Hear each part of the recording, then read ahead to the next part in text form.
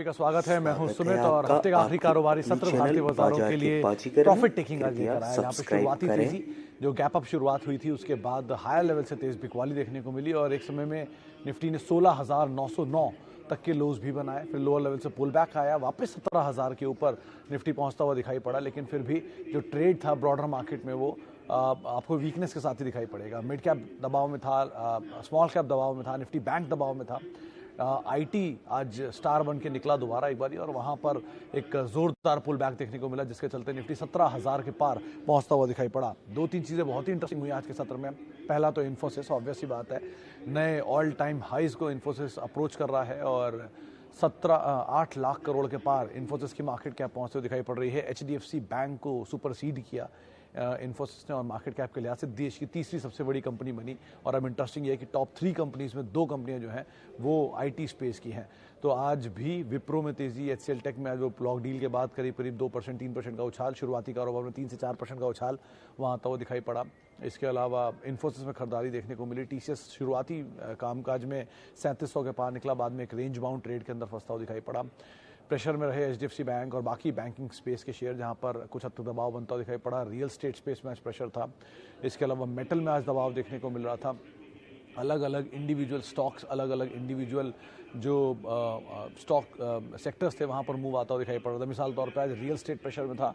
India bulls real estate में lower level से recovery थी। ऑब्वियसली वहां पर एनसीएलटी की अप्रूवल की बातचीत हो रही है मार्केट में, जिसके आधार पर कुछ खबर बनते हुए दिखाई पड़ी।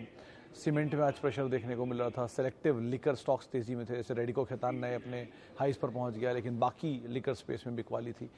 तो वेंकीज एक सुबह खबर चली, उसके बाद 3-3.5% का उछाल था। तो ऐसे बहुत सारे स्टॉक जहां पर इंडिविजुअली मूव आता हुआ दिखाई पड़ रहा था। लेकिन हाँ, ये चीज़ आज कंफर्म रही कि कोई भी शेयर जो तेजी में ऊपर गया वहां पर प्रॉफिट टेकिंग जरूर आते हुए दिखाई पड़ रही थी। तो बाजार में बड़ी तेजी के बाद थोड़ा सा, या बड़ी शॉर्ट कवरिंग के बाद थोड़ा सा संभलता हुआ दिखाई पड़ा। एफआईज की सेलिंग कंटिन्यू है। कल ही 26 दिन हो गए, जो कि 25 दिन हो गए जो कि एफआईज लगातार माल बेच रहे हैं। उसके अलावा एक इंटरेस्टिंग पार्ट ये भी है कि अब थोड़ा छुट्टियों के मोड में एफआईज जाते हैं, या हम भी अब थोड़ा सा ईयर एंड और मोड में है, तो उस हिसाब से भी बाजार थोड़ा सा ढीला पड़ता हुआ दिखाई पड़ता है। वॉल्यूम थोड़ा थिन ट्रेड होते हैं। कल भी टॉप वॉल्यूम काउंटर जो था वो जी एंटरटेनमेंट था और करीब 1000 करोड़ के आसपास का वहाँ पर भी कामकाज होता हुआ दिखाई पड़ा। तो वॉल्यूम वाइज थोड़ा थिन ट्रेड कल के सत्र में भी बनता हुआ दिखाई पड़ रहा था। दोस्तों, अगर आप बाजार में अपना पैसा इन्वेस्ट करना चाहते हैं तो अभी जुड़े एंजल ब्रोकिंग के साथ में, क्योंकि यहां आपको मिलती है एक अच्छी एडवाइस और भरोसेमंद सर्विस, और यहां अकाउंट ओपन करना भी है बिल्कुल फ्री ऑफ कॉस्ट। तो आज ही जुड़े एंजल ब्रोकिंग के साथ में। अकाउंट ओपनिंग लिंक डिस्क्रिप्शन में है। आज ही अपना अकाउंट ओपन कराएं। अब सवाल जवाब का सिलसिला शुरू करते हैं और बातचीत करते हैं कुछ सवालों को लेकर। आप देख रहे हैं सबसे पहले अपना चैनल बाजार की new listed IT companies, subscribe करें और वीडियो मिश्रा साहब क्यों, मतलब न्यू लिस्टेड धन्यवाद। आईटी कंपनी में एक दो ही मेरे को नाम सही लग रहे हैं अभी तक। तो जो हैप्पीएस्ट माइंड ने कुछ परफॉर्मेंस दी अपनी, तो उसकी सिचुएशन थोड़ी बेटर है कंपेरेटिवली जो और नहीं है। मतलब मुझे किसी भी कंपनी के जो नई लिस्ट होती है उसमें परेशानी नहीं है उस कारोबार को खरीदने या बेचने में। कभी ये गलत फहमी मत रही है कि मुझे किसी नई कंपनी से प्रॉब्लम है, नहीं। मुझे हर उस कंपनी से प्रॉब्लम है जिसके नंबर्स कंसिस्टेंटली इंप्रूव नहीं हो रहे हैं या नंबर्स में कोई प्रॉब्लम है।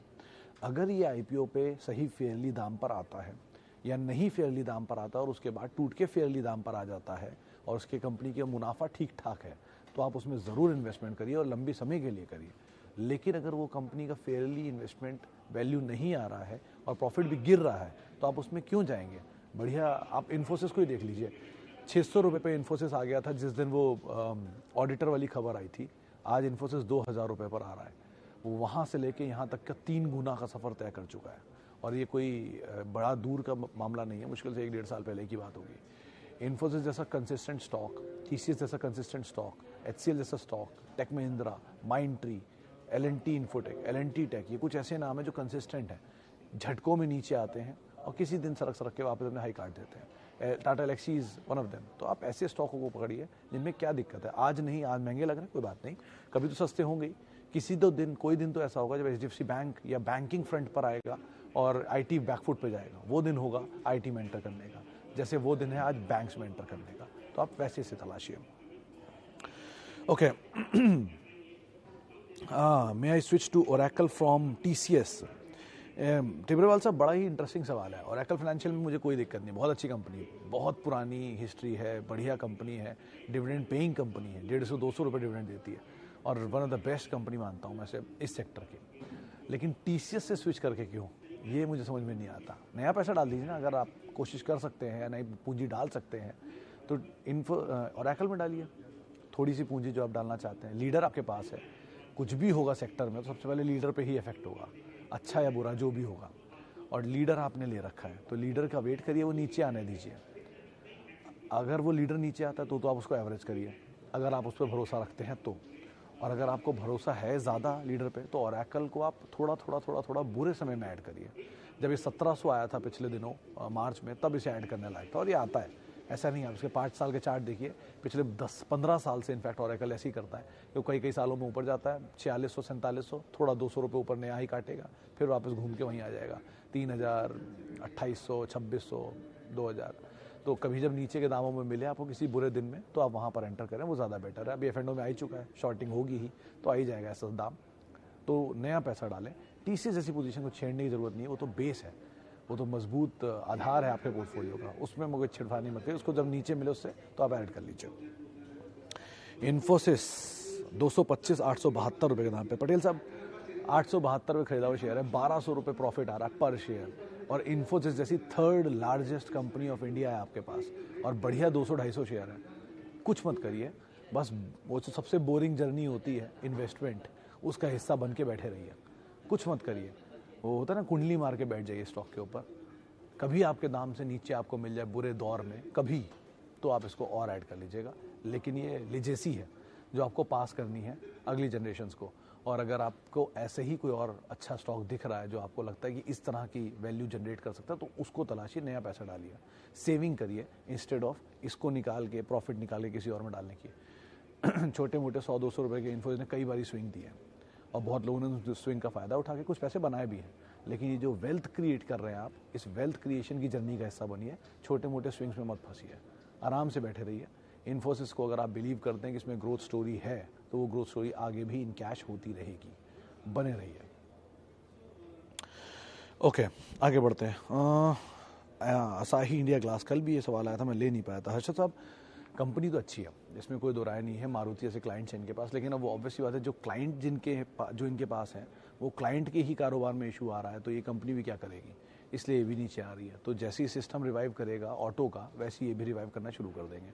ये कंपनी बाकी जो सेक्टर हैं रियल एस्टेट जैसे, उनमें भी कामकाज करती है, लेकिन उनमें इनकी डोमिनेंस उतनी नहीं है जितनी, क्योंकि ये ऑटो में इनका ज़्यादा काम है, तो इसलिए ऑटो में ही इनको इम्पैक्ट आता हुआ दिख रहा है बिजनेस का।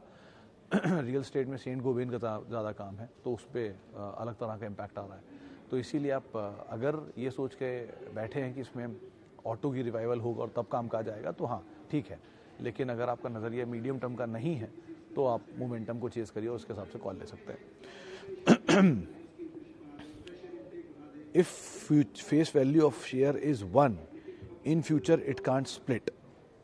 हाँ, ये जवाब सही है मिश्रा साहब, ये आप मुझसे पूछ रहे हैं कि जवाब दे रहे हैं। अगर आप पूछ रहे हैं तो ये बात सच है, 1 रुपये की फेस वैल्यू शेयर स्प्लिट नहीं होता, लेकिन बोनस दे सकता है, ये आप ना भूलें। और कई बार ये ऐसे भी इंस्टेंसेस हुए हैं कि फेस वैल्यू वापस इंक्रीज़ की गई है। मिसाल के तौर पे कैस्ट्रॉल में ऐसा हो चुका है कि उन्होंने अपनी फेस वैल्यू बाय कर ली थी। मिसाल के तौर पे ऐसा कैपिटल रिडक्शन और किसी मुझे याद नहीं आ रहा, लेकिन फेस वैल्यू जो है वो कैस्ट्रॉल एक बार कर चुका है। उन्होंने शायद 5 से फेस वैल्यू बढ़ा के 10 रुपये कर ली थी और बाकी निवेशकों को कैश वापस किया था। तो ऐसे भी दिन आते हैं, तो सेलेक्टिव केसेस में ऐसा होता है। लेकिन हाँ, अगर वो फेस वैल्यू स्प्लिट नहीं कर सकता, लेकिन बोनस तो दे सकता है अगर इक्विटी बढ़ाना चाहे अपनी तो। और एक ज़माने में 800 रुपये पे ही टाटा एलेक्सी होता था, जो 5000 पहुँच गया, 7000 पहुँच गया, वो ऐसे ही चल के पहुँचा। तो ज़रूरी नहीं कि TCS 3000 पे रुकेगा, वो 4 भी हो सकता है, 5 भी हो सकता है, 8 भी हो सकता है, 10 भी होता है, 28,000 भी हो सकता है, ऐसे बॉश है। तो ऐसा कुछ नहीं है कि कोई किसी आसमान तो के ऊपर तो कुछ भी हो सकता है। तो कोई भी शेयर की तेज़ी अनलिमिटेड होती है, डाउनफॉल लिमिटेड होता है। और TCS ऑब्वियसली देश की नंबर 1 कंपनी, जब सेक्टर 153% चल सकता है, छोटी छोटी मिड कैप कंपनियाँ इतनी बड़ा चल सकती हैं, तो लीडर को तो आप खुद ही सोचिए, धीरे चले सबसे अच्छा है, लेकिन धीरे धीरे चलता रहे। हाथी है सर, आराम से चलेगा ना, कोई भागेगा तो नहीं। तो ठीक है, चलने दीजिए, चल रहा है वही इंपॉर्टेंट है, बना रहेगा वो इंपॉर्टेंट है। तो उस हिसाब से आप देखिए इसको। Birla soft fresh entry, Sheru साहब ये अभी तो बहुत भागा है, तो अभी तो नहीं, लेकिन नीचे मिल जाए तो आप ज़रूर एंट्री कर सकते हैं। और एक बड़ी इंटरेस्टिंग चीज़ अभी देखी मैंने कि बहुत सारे सवाल सिर्फ और सिर्फ आईटी पर आ रहे हैं। तो जब कंसेंसस एक सेक्टर की तरफ आ जाए ना, तो उस सेक्टर में दिक्कतें बढ़ सकती हैं। तो इतना आईटी की तरफ मत सोचिए, क्योंकि आईटी चल रहा है। आईटी में तब सोचिए जब आईटी गिर रहा हो। अभी जो गिर रहा है उस पर ध्यान दीजिए, जो चल रहा है वो तो चल ही रहा है। वो जिनके पास है उनके लिए ठीक है, जिनके पास नहीं है उसमें एंटर करके फंसने की कोशिश मत कीजिए। उनमें फंसने की कोशिश कीजिए जो नहीं चल रहे हैं। एचडीएफसी बैंक कोई बैंक बर्बाद नहीं हो गया है, कोई बंद नहीं हो गया है। आज भी देश का चौथा तो है ही, अभी भी इनफैक्ट क्लोजिंग तक तो तीसरा ही बड़ा बैंक है वो। और आज भी उनकी बुक आईसीआईसीआई से कहीं ज़्यादा बड़ी है। आज भी one of the best banks में काउंट किया जाता है।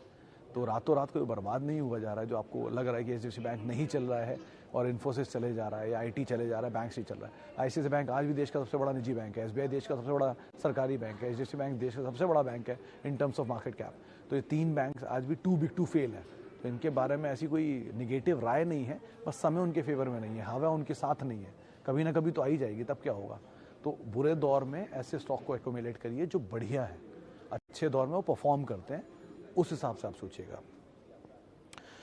ओके आगे बढ़ते हैं। चलिए, शिल्पा मेडिकेयर सर ऊपर के एंड पे हैं। आशीष जी आप थोड़ा तो अभी तो बने ही रहिए, लेकिन बहुत ज़्यादा नहीं, मीडियम टू थोड़ा सा अगर प्रॉफिट आपको रीजनेबल प्रॉफिट मिले, मीडियम टर्म के लिए होल्ड करिए तो आप निकलिए। कैंसर मार्केट में इनका एक अच्छा होल्ड है, जिसके ऊपर जानकार इस पर काफ़ी बुलिश भी हैं, लेकिन इंडिविजुअल स्टॉक की काफ़ी प्रॉब्लम है, इसकी वजह से शेयर नीचे आया था झटके ले दे के।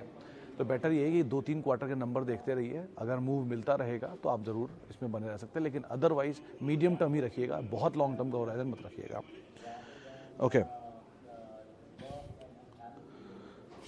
शिवम साहब, what is the negative view on Nykaa? Beauty has future. I know beauty has future, लेकिन ब्यूटी में नायका हैज़ फ्यूचर कि नहीं, ये थोड़ा कहना मुश्किल है। दूसरी चीज़, ब्यूटी हैज़ फ्यूचर को मैं कैसे समझाऊँ? Beauty lies in the eyes of beholder, सुना नहीं आपने? तो किसके लिए ब्यूटी क्या होगी और किसके लिए ब्यूटी क्या होगी कहना मुश्किल है। लेकिन खैर, नायका अगर ब्यूटी इज़ द फ्यूचर तो सिर्फ इतना हो जाए कि वो कंपनी जो आज 1 करोड़ पर क्वार्टर कमा रही है, वो 50 करोड़ पर क्वार्टर, 30 करोड़ पर क्वार्टर, 20 करोड़ पर क्वार्टर या 10 करोड़ पर क्वार्टर कमाने लग जाए तो इट हैज़ अ फ्यूचर। लेकिन अगर, और वो भी सिर्फ ऑपरेशनल धंधे पे, उस पैसे में नहीं जो आईपीओ पे आया है। अगर ऑपरेशनल धंधे से इतना पैसा आ रहा है तो फ्यूचर है, कोई दो राय नहीं है। लेकिन अभी 1 करोड़ के प्रॉफिट पे 1 लाख करोड़ की मार्केट कैप अभी थोड़ा सा डाइजेस्ट नहीं हो पा रहा है। क्या होता है कि चलिए 2000 का शेयर 4000 हो जाएगा, वो मिस हो जाएगा, फाइन। हम गलत हो जाएंगे, फाइन, ये भी मैं मानता हूँ कि गलत हो सकते हैं। लेकिन अगर वही 2000 के शेयर आपने ले लिया और वो 6 महीने 1000 रुपये काट गया तो आपके लिए दिक्कत दे सकता है। ये सिचुएशन थोड़ी ट्रबल्ड हो सकती है। मेटल प्रूफ करने दीजिए, आगे 4 क्वार्टर बाकी हैं, 5 क्वार्टर बाकी हैं। समय के साथ सब अपना अपना जौहर दिखाते हैं बाजार में, दिखाने दीजिए जौहर। आगे जब सिचुएशन क्लियर होगी तब एंटर कर लेंगे, क्या होगा, 3000 रुपये मिलेगा, लेकिन एटलीस्ट सेफ तो होगा कि हाँ इसका इतना प्रॉफिट आता है, ये एक्सपेंशन प्लान है, ये प्लांट है, ये काम काज है, चीज़ें क्लियर होंगी, उस हिसाब से सोचिए। और वैसे भी जो म्यूचुअल फंड के जानकारों से मेरी बातचीत हो रही है, सबका ये कहना है कि पूरे धंधे का 70-30-60-40 हिस्सा जो है पुराने बिजनेस और नए बिजनेस में रखिए। तो आप दोनों को एक ब्लेंड बना लीजिए, और अपने नए ब्लेंड में अगर आप डालना चाहें तो नायका को ज़रूर डाल सकते हैं। Okay, HDFC group 1 year return 2%, are the good days of this group over? Aman साहब, आपको ऐसा लगता है कि हम कुछ ज़्यादा छोटे नहीं हैं इस चीज़ को बताने के लिए? इस ग्रुप की 14 लाख करोड़ का ग्रुप है सर, ये इंडिया का तीसरा सबसे बड़ा ग्रुप है। सबसे बड़ा है TCS 22 लाख करोड़ का, सेकंड नंबर इज़ रिलायंस करीब 16-17 लाख करोड़ का, and third is HDFC group 14 lakh crore का ग्रुप। सर 14 लाख करोड़ के ग्रुप को के बुरे दिन अगर शुरू भी होंगे ना तो गिर के शायद 10 लाख करोड़ ही आएगा। 40% टूट गया तो भी। हम लोग की कैपेसिटी से कहीं बियॉन्ड है उसकी, उनकी सोच।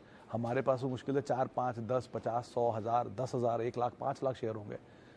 बाकी भी इंस्टीट्यूशंस हैं LIC जैसे, या बड़े बड़े जिन्होंने उस कंपनियों में पिछले 20-20 साल से इन्वेस्ट करके रखा हुआ है, उनको ग्रोथ स्टोरी ज़्यादा बेटर नहीं समझ में आएगी। और अगर बुरा दौर उनमें आ भी गया तो भी जो 1 करोड़ प्रॉफिट कमाने वाली कंपनियां या लॉस मेकिंग कंपनियां जिनको बता रही है कि 1 लाख करोड़ की वैल्यू दे रहा है, उनसे तो फार फार फार बेटर है। आज भी होता है ना कि वो अगर हाथी बैठ भी जाएगा तो कई छोटे जानवरों से ऊंचा ही रहेगा, ऐसे समझ के आप इसे चलिए। HDFC बैंक थोड़ा नीचे ज़रूर आया है, HDFC ग्रुप थोड़ा नीचे ज़रूर आया है, लेकिन अभी भी they are the largest private sector bank in terms of market cap, largest housing finance company of India, largest private insurer of India and largest और second largest asset management company of India. तो इतना भी कोई आसान नहीं हुई हैं चीज़ें उनके लिए, इतना ही बुरा दौर नहीं आया। ठीक है, एक तरफा चले भी थे तो एक तरफा नीचे भी आने दीजिए, कोई दिक्कत नहीं, लेकिन मौके होते हैं ऐसे, उनको तलाशिए। एक समय पहले 600 रुपये पे इन्फोसिस भी लग रहा था कि स्टोरी खत्म हो गई है, आज आपके सामने है। 3700 रुपये पे TCS लग रहा था स्टोरी, ये 3600 3400 जब आ गया था। एशियन पेंट प्राइस हाइक से पहले ऐसे लग रहा था कि खत्म हो गई स्टोरी। तो ऐसी स्टोरियाँ खत्म ही लगती हैं जब शेयर नीचे आता है तब, लेकिन स्टोरीज ऐसे नहीं खत्म होती sir, they are too big. उनको ज़्यादा पता है बिजनेस के बारे में हम सबसे, तो एटलीस्ट इसका ध्यान रखें आप। हाँ अच्छा, ITC कब चलेगा? बहुत ही विकट सवाल है सर, ये ITC कब चलेगा? मुश्किल है सर, 1 तारीख को जो दाम था वही आज भी है, तो पेशेंस का लेवल आपका कितना होना चाहिए वही समझिए। पूरा 1 साल उसने एक ही दाम पर निकाल दिया, लेकिन ये ज़रूर है चलेगा क्योंकि कंपनी अच्छी है, कैश रिच है, अच्छा कारोबार है, इक्विटी साइज़ बड़ा है, इसलिए समय लेता है, लेकिन चलेगा। और अगर आपको इस तरह का पेशेंस देखना है तो शायद 2004 से 2010 के बीच में आप HUL को देखिए, वो भी इसी तरह से रुका खड़ा था, लेकिन 6 साल या 8 साल वो अब तक के लाइफ का सबसे बड़ा कंसोलिडेशन है HUL का, लेकिन जब वो चला तो वहाँ से 3 गुना हो गया।